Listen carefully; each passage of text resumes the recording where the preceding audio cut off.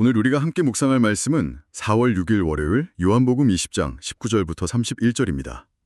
굳게 걸어잠긴 문 뒤에서 그 거친 숨소리조차 억누르면서 어둠 속에 웅크리고 있는 제자들.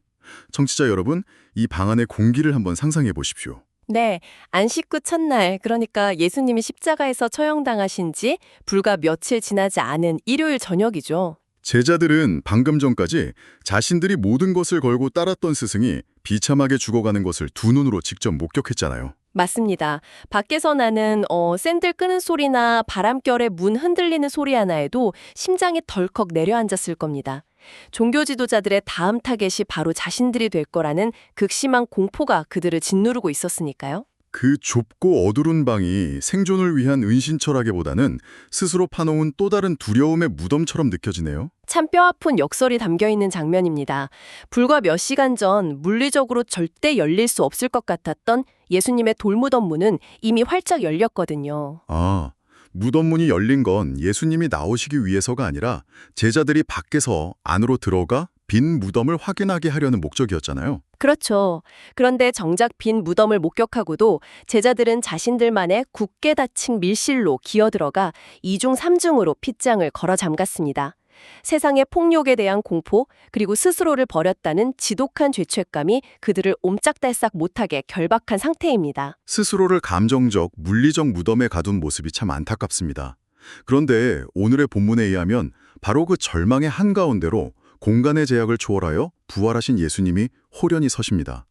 제자들을 질책하시는 대신 건네신 첫마디가 너희에게 평강이 있을지어다 였어요. 네, 폭풍 같은 두려움 한가운데 던져진 고요하고 참으로 묵직한 선언입니다.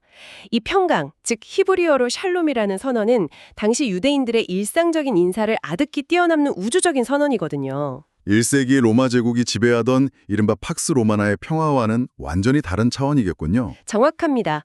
팍스 로마나가 압도적인 군사력과 폭력으로 반역자들을 죽여 억누른 거짓 평화였다면 예수님이 선포하시는 샬롬은 전혀 다릅니다. 인류의 가장 강력한 원수인 사망 그 자체를 십자가와 부활로 박살내신 분만이 주실 수 있는 평화죠. 세상의 위협이 사라져서 주어지는 게 아니라 죽음마저 이겨낸 생명이 내면을 장악할 때 누리게 되는 하늘의 평안이네요. 그런데 여기서 약간 상황적인 모순이 발생합니다. 예수님은 평강을 선언하신 직후에 굳이 자신의 손과 옆구리를 제자들에게 내어 보여주신단 말이죠. 참 이질적으로 다가올 수 있는 부분입니다. 평화를 말씀하시면서 가장 끔찍한 폭력의 흔적을 보여주신다는 게요. 특히 옆구리를 보여주셨다는 건 오직 요한복음에만 기록된 디테일이거든요. 평화의 증거로 굳이 이 치명적인 상처들을 제시하신 이유가 뭘까요? 요한복음 19장에 기록된 것처럼 십자가 처형 당시 로마 군인이 창으로 찔러 물과 피가 쏟아졌던 그 참혹한 사건을 증명하시는 겁니다. 지금 눈앞의 존재가 단순한 환영이나 영적인 마술이 아니라는 확증이죠. 아, 영광스럽게 부활하신 주님이 며칠 전 골고다 언덕에서 가장 비참하게 죽임당하셨던 바로 그 예수님과 동일한 분이라는 사실을 몸의 흉터로 증명하신 거군요. 그렇습니다. 부활은 십자가를 지워버리는 게 아니라 그 십자가가 실패가 아닌 승리였음을 영원히 확증합니다. 최고의 표적인 상처를 육안으로 확인한 순간 제자들은 비로소 사망이 정복되었음을 깨닫고 기뻐하게 됩니다. 십자가의 상처가 부활의 몸에 영원히 새겨져 있다는 사실이 참 깊은 울림을 줍니다. 상처가 치유의 증거가 된 셈입니다.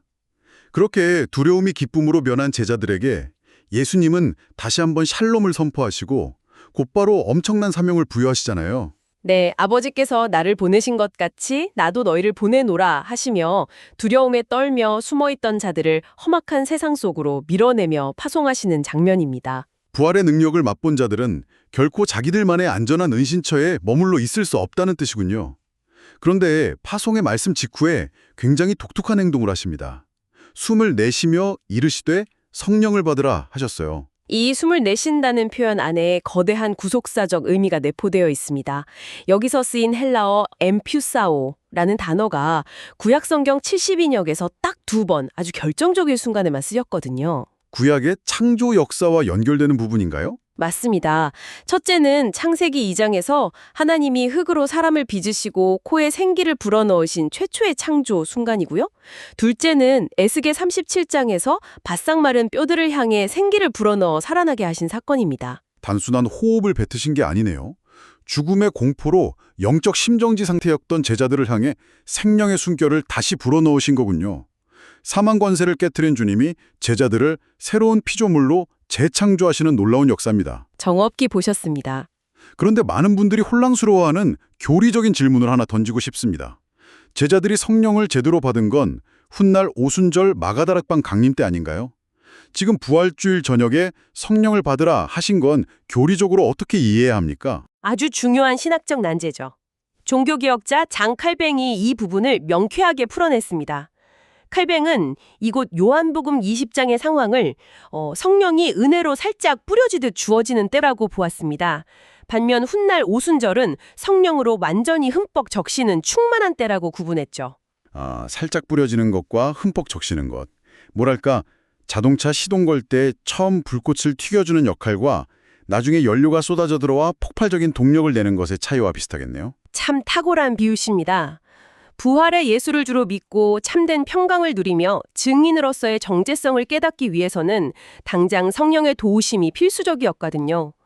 새 창조의 시대가 열렸음을 확증하는 첫 열매이자 훗날 오순절을 위한 영적 토대가 된 것입니다. 생명의 불꽃이 제자들의 내면에 먼저 점화되었다는 뜻이군요. 자, 그런데 이렇게 감격스러운 부활의 첫 만남 자리에 안타깝게도 디두모라 불리는 도마가 빠져 있었습니다. 뒤늦게 도래온 도마는 동료들의 열띤 증언을 받고도 강하게 부정합니다. 네, 도마의 반응은 차갑다 못해 공격적이기까지 했습니다. 헬라어 원문을 분석해 보면 가장 강력한 부정 용법이 쓰였거든요. 직접 보지 않고는 결단코 믿지 않겠다, 이런 극단적인 표현인가요? 맞습니다. 만일 내 손을 그 옆구리에 넣어보지 않고는 내 목에 칼이 들어와도 절대로 믿지 않겠다는 맹렬한 의지의 표명입니다. 이성과 경험의 잣대로 부활이라는 초월적 사건을 맹렬히 거부한 거죠. 청취자 여러분, 우리는 보통 이런 도마를 향해 의심 많은 도마라고 쉽게 정죄하곤 합니다. 하지만 솔직히 다른 열제자들도 예수님을 직접 보기 전엔 안 믿었잖아요. 도마의 반응이 오히려 가장 인간적이고 현실적인 것 아닐까요? 정말 그렇습니다. 도마는 뜬구름 잡는 위로보다는 확실한 근거를 추구하는 철저한 이성주의자였습니다. 다른 제자들이 기쁨에 들떠있던 여드레 동안 도마 홀로 겪었을 고립감과 회의감을 상상해 보십시오. 두려움에 사로잡힌 인간 스스로의 힘으로는 부활이라는 진리에 도달하는 것이 얼마나 철저하게 불가능한지 여실히 보여줍니다. 홀로 지옥 같은 일주일을 보냈겠네요. 마침내 여드레가 지났습니다. 주일 예배의 중요성이 암시되는 두 번째 주일인데요. 닫힌 방 한가운데 홀로 고뇌하던 도마를 위해 예수님이 다시 찾아오십니다. 이 장면은 요한복음을 통틀어 가장 깊은 은혜의 순간 중 하나입니다. 부활의 주님은 믿음 없는 도마를 꾸짖지 않으십니다. 오히려 도마가 요구했던 이성의 눈높이로 자기를 낮추어 다가가시죠. 내 손을 내밀어 내 옆구리에 넣어보라. 가장 완고하고 자격 없는 자를 위해 당신의 가장 아프고 치명적인 상처를 기꺼이 내어주시는 압조적인 사랑입니다. 이 은혜 앞에서 도마가 세워둔 이성의 성벽이 완전히 허물어져 버리네요. 결국 도마는 만져볼 필요도 없이 굴복합니다. 그리고 나의 주님이시요 나의 하나님이시니이다 라는 요한복음 전체를 관통하는 최고의 신앙 고백을 터뜨리게 됩니다. 철저한 이성주의자가 온전히 엎드리며 새로운 피조물로 재창조된 완벽한 구원의 역사죠. 의심의 끝에서 진리를 마주한 도마의 전율이 고스란히 전해집니다. 이 위대한 고백에 대해 예수님은 보지 못하고 믿는 자들은 복되도다라고 선언하십니다. 이 말씀은 도마 개인을 향한 책망을 넘어 시공간을 초월한 거대한 무언가를 바라보고 계신 것 같습니다. 말씀이 증언하듯이 이 마지막 선언은 30절과 31절, 즉 요한복음의 기록 목적으로 완벽하게 이어지는 교량입니다. 승천 이후에 태어날 수많은 세대들, 지금 이 방송을 듣고 계신 청취자 여러분은 부활의 주님을 육안으로 볼 수 없잖아요. 직접 만져보고 눈으로 확인하는 보는 신앙의 시대가 저물고 기록된 말씀을 통해 신뢰하는 듣는 신앙의 시대가 본격적으로 열렸다는 뜻이군요. 그렇습니다. 저자 요한은 수많은 표적 중 특별히 도마의 맹렬한 의심과 주님의 찾아오심을 엄선해 기록했습니다.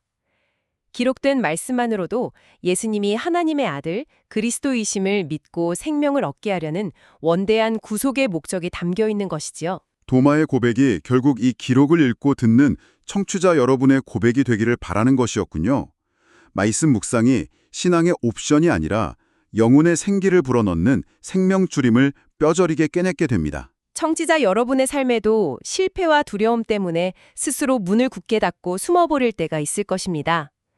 하지만 부활의 주님은 그 잠긴 문을 통과하여 우리 삶 한가운데로 호련히 찾아오십니다. 보이지 않는 예수님을 말씀이라는 기록을 통해 선명하게 믿고 나아가는 것, 그것만이 두려움의 무덤을 깨고 나오는 유일한 방법이라는 사실을 기억하시길 바랍니다. 자비로우신 하나님 아버지, 오늘 묵상한 본문처럼 두려움으로 굳게 잠긴 우리의 삶의 방 한가운데로 부활의 주님이 찾아와 주시기를 간절히 원합니다.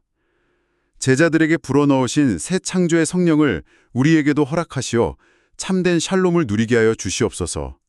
그리고 도마처럼 직접 보지 못하더라도 기록된 말씀을 통해 예수님을 나의 주님, 나의 하나님으로 굳게 믿어 참된 생명을 얻게 해주시기를 구합니다. 예수님의 이름으로 기도합니다. 아멘.